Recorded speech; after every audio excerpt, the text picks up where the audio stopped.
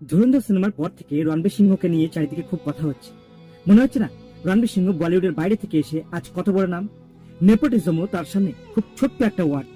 কিন্তু আজ থেকে 20 বছর আগে মানে 2004 সালে রণবীর সিংহ ইউএস এর ইন্ডিয়ানা ইউনিভার্সিটিতে পড়তো। আজকের টাইমে ইন্ডিয়ার বাইরে পড়াটা একটু সহজ হলেও 2004-এর মতো সময়ে সেটা একটু মুশকিলই ছিল।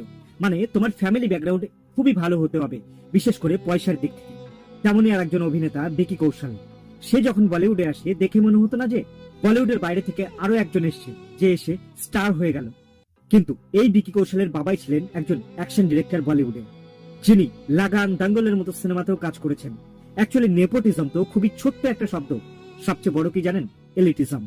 নেপোটিজমের জন্য যদি 10টা লোক সুবিধা পায়, এই এলিটিজমের জন্যই সেটা পায় 100টা লোক। আর এটাকে আপনি মোরালি ইনকারেক্টও বলতে পারবেন না। ধরুন একজন ফিল্ম মেকার, সে তার ছেলেকে হিরো না বানিয়ে বানাচ্ছে একজন পলিটিশিয়ান।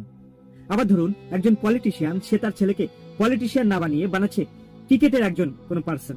বিকজ অলরেডি সেই মানুষগুলোর কাছে রিসোর্স আর নেটওয়ার্ক তো রয়েছেই, শুধু একটা ফোনের অপেক্ষা। তুমি আমার কাজ করে দাও, আমি তোমার। অমিতাভ বচ্চনের স্টোরিটাও তো সবাই জানেন, যে তিনি যখন বলিউডে প্রথম আসেন, মুম্বাইয়ের রাস্তায় রাস্তায় ঘুরেছে, বেঞ্চে শুয়ে রাত কাটিয়েছে, ভারী আওয়াজ, কালো রং, অনেক স্ট্রাগল করেছে। কিন্তু কোথাও এটা বলা হয় না যে তার বাবা হরিবংশ রায় বচ্চন জওহরলাল নেহরুর একজন অত্যন্ত ঘনিষ্ঠ বন্ধু ছিল। যখন এই অমিতাভ বচ্চন ফিল্মি ক্যারিয়ারের জন্য মুম্বাই আসে, তখন তার কাছে অলরেডি ইন্দিরা গান্ধীর লেটার ছিল।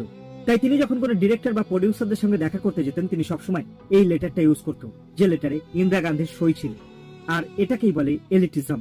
কিন্তু গরিব আর মিডল ক্লাস অডিয়েন্সের সাথে কানেক্ট করানোর জন্য এই ধরনের স্টোরি শোনানো হয়।